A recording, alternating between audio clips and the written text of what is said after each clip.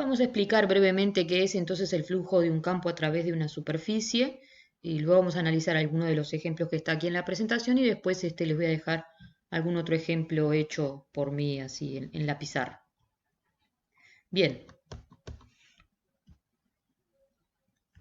entonces, para contextualizar a un problema físico, ¿no? Supongan que tienen un campo, X es un campo de velocidades de un río, X o F, no importa cómo le llamemos. O sea, tengo, digamos, las velocidades en cada punto, un río está corriendo el agua y yo tengo la velocidad en cada punto de cada partícula, cada molécula de agua que se mueve. Y ese es una represa, una superficie a través de la cual va a pasar el agua. La pregunta es, ¿cuántos metros cúbicos por segundo pasan por la represa? ¿Cómo puedo hacer para calcular eso? Fíjense que si yo supiera cuánto pasa por una unidad pequeñita de superficie y lo pudiera multiplicar por toda la superficie, intuitivamente tendría el cálculo de todo. Bueno, eso es más o menos la idea de lo que vamos a hacer, pero a ver cómo lo formalizamos. Entonces el flujo a través de una superficie para formalizar.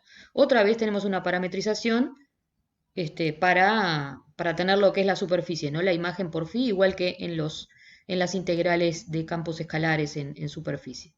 X ahora, en vez de ser un campo escalar, es un campo vectorial, y el flujo de X a través de la superficie phi de D, o sea, acuérdense que la superficie es la imagen por la función phi del conjunto D, y se puede anotar así. Nosotros lo vamos a anotar con una sola línea, no con doble, sino con una de phi. X de S o F, no importa cómo le llamemos, es la integral doble sobre la región D del producto escalar del campo X con el vector phi sub U por phi sub V. Entonces vamos a ver qué sentido tiene esto y por qué esto nos va a ayudar a responder el problema de la represa que nos habíamos planteado. Vieron que es bastante parecido al otro. En el otro teníamos el campo escalar multiplicado por la norma del vector, seguíamos obteniendo un real. Acá, ¿qué es lo que tenemos? Fíjense, un campo vectorial, pónganle que esto es en R3, un campo con 3 coordenadas, un vector con 3 coordenadas, cuando lo multipliquen escalarmente van a obtener un escalar, o sea, va a ser una función, una integral doble que está bien planteada en el recinto D. Entonces, una posible interpretación. Los vectores, yo tengo mi superficie S, los vectores phi sub U y phi sub V son dos vectores tangentes a la superficie, así que el producto vectorial de ellos va a ser un vector perpendicular a los dos y ese vector le vamos a llamar normal a la superficie. ¿Qué es lo que estamos haciendo cuando multiplicamos X por el producto vectorial? O sea, por a este que le llamamos N, a este producto vectorial. Y estamos proyectando el vector X según esta dirección. O sea, estamos viendo qué componente tiene el vector X según n, k. Y entonces, lo que hacemos, si X es la velocidad del fluido, pónganle en metros por segundos, el vector phi sub U por phi sub V es la componente normal de la superficie y en metros cuadrados, ¿no? Porque es como que estoy diciendo en esa dirección, es como un diferencial, un pequeñito, es como una especie de componente vectorial de superficie. Y entonces lo que hago cuando calculo esa integral es calcular los metros por segundo que atraviesan la superficie. Por acá se ve otra manera de verlo. Si yo tengo mi diferencial de superficie acá donde varía, tomo un delta U chiquito, un delta V chiquito por la función V, lo que estoy haciendo.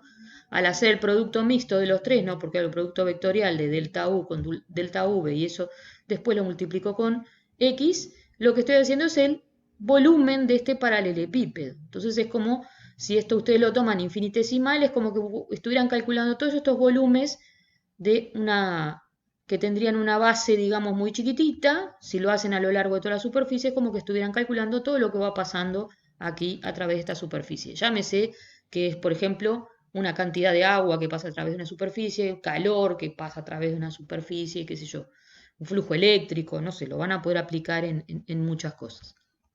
Bien, acá viene esa misma explicación. Ahora quería ver el ejemplo. Por ejemplo, si la superficie S es, de vuelta, es la esfera de centro en el origen y radio 1, esta parametrización ya la hemos visto. Y acuérdense que el ángulo θ varía entre 0 y 2π y el ángulo φ varía entre 0 y π. Entonces lo que vamos a calcular es el campo vectorial que tiene componentes X y Z según esa superficie. Entonces, ¿qué es lo que hacemos? Bueno, según lo que dice, tengo que multiplicar R por, escalarmente, por el vector resultante del producto vectorial, ¿no? Ese producto lo puedo hacer todo ya en un determinante, en donde pongo como primer fila las coordenadas de R, y las coordenadas de R, según mi parametrización, tengo que poner en lugar de X, coseno de tita, seno de phi, en lugar de Y, seno de tita, seno de phi, en lugar de Z, coseno de phi. Y bueno, después los otros que puse, que están en estas filas, en la segunda y la tercera fila, son los vectores que se obtienen al derivar primero con respecto a tita y segundo con respecto a phi. Calculado ese determinante, eso da menos seno de phi. Así que lo que hay que hacer entonces es integrar seno de phi entre quiénes. Bueno, entre 0 y pi según phi y entre 0 y 2 pi según tita. Y entonces ese cálculo da 2pi por el coseno de phi evaluado entre pi y 0 y eso da menos 4pi. O sea, está diciendo que calculado de esta manera esto es un flujo negativo a través de una esfera. Ahora, eso del cálculo del flujo que pueda dar negativo o positivo va a depender de lo que se llama la orientación de la superficie. La normal nos está indicando en cierta manera hacia dónde se está moviendo el flujo. Como veían hace un rato, si yo tengo en la esfera, por ejemplo, la esfera unitaria y pienso el vector normal a la esfera unitaria hacia afuera, estoy pensando como un flujo que sale de la esfera. Pero si yo quiero calcular algo hacia el otro lado como entrante, voy a tener que tomar el opuesto a la normal. Eso se puede hacer, aquí se explica que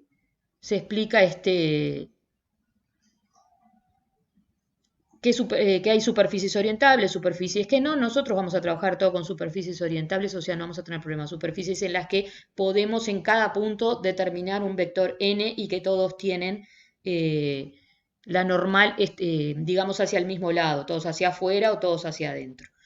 Entonces, en el caso de las parametrizaciones que conservan la orientación, son las que hacen eso, que el producto, digamos, la proyección sobre n es positiva y si no, se revierte la orientación. En fin, lo que nos va a interesar de esto, de que si se cambia o se invierte la orientación, lo van a ver en concreto en algún ejemplo que les voy a poner ahora a continuación. Miren, por ejemplo, acá tienen la esfera unidad orientada con la normal exterior. Si toman el radio vector R sobre el módulo sobre el valor de R, o sea, si es de radio R, la normal unitaria tiene las mismas coordenadas que el vector R. Entonces, si toman la otra parametrización usual de la esfera, es menos seno de phi, y acuérdense que seno de phi es positivo, por lo tanto es negativa. Quiere decir que esta parametrización revierte la orientación, ¿no? En fin, después las otras cuestiones, estas no las vamos a necesitar. Y lo que vamos a ir ahora es a un ejemplo de cálculo del flujo sobre una superficie. Vamos con un ejemplo más del cálculo del flujo de un campo. En este caso el campo vectorial tiene coordenadas x y 2z y vamos a calcular su flujo a través de la superficie que limita el sólido V, en donde V son los puntos del espacio que cumplen que z está entre 0 y 4 menos 2x2 menos 2 y 2.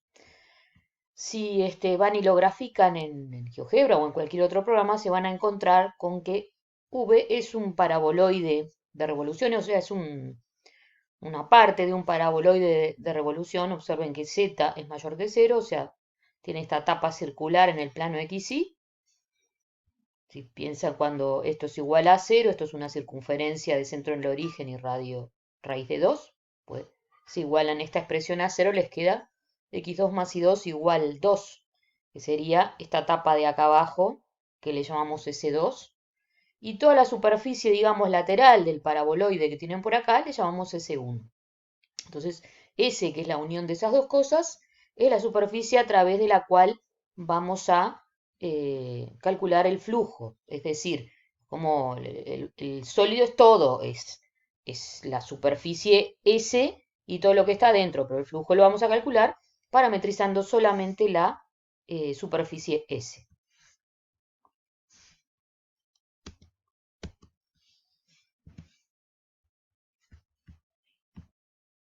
El cálculo entonces que vamos a hacer es el de la integral de superficie sobre la superficie S del campo F.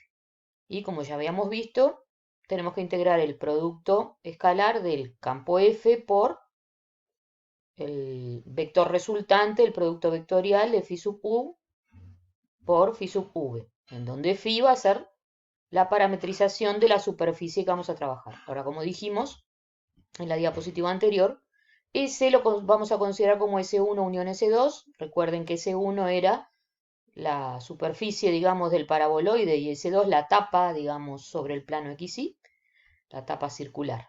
Entonces, S1, ¿cómo lo vamos a parametrizar? Y bueno, proyectado sobre el plano, ese paraboloide, tenemos la superficie D, que justamente es el interior de ese círculo de centro en el origen y radio 2. Por lo tanto, los parámetros u y v van a cumplir que u cuadrado más v cuadrado es menor o igual que 2. Y entonces la parametrización va a tomar u y v y le va a hacer corresponder el punto del espacio, que es un punto cualquiera, entonces sobre el paraboloide, con coordenadas u, v y 4 menos 2u cuadrado menos 2v cuadrado. Entonces primero vamos a calcular el flujo a través de S1.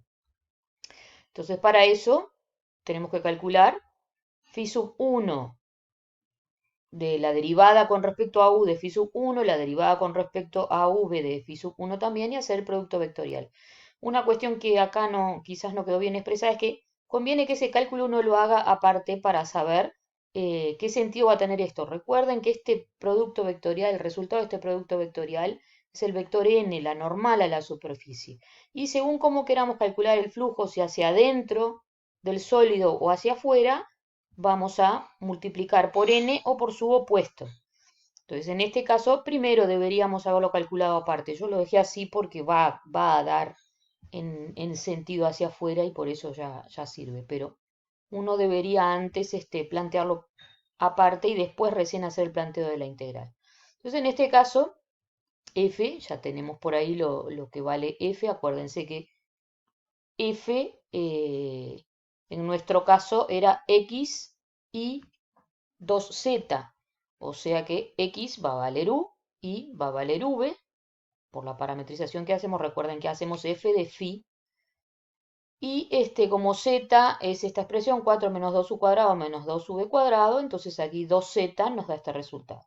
Por acá entonces tenemos que hacer el producto vectorial. Lo que hacemos es primero la derivada con respecto a u de esta expresión, o sea 1, 0 y menos 4u.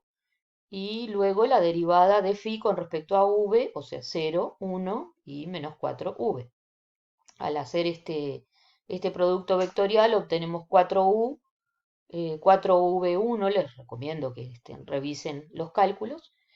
Y fíjense que la coordenada z es 1, está orientada en sentido positivo, si recuerdan la imagen del paraboloide, eso es hacia afuera del paraboloide. O sea que el cálculo lo vamos a hacer entonces con la normal como nos dio con su signo. Si no, si nos hubiera dado hacia adentro, tomábamos el opuesto. Bien, entonces hacemos el producto escalar de esos dos vectores y eso también haciendo cálculos, esto les queda 8.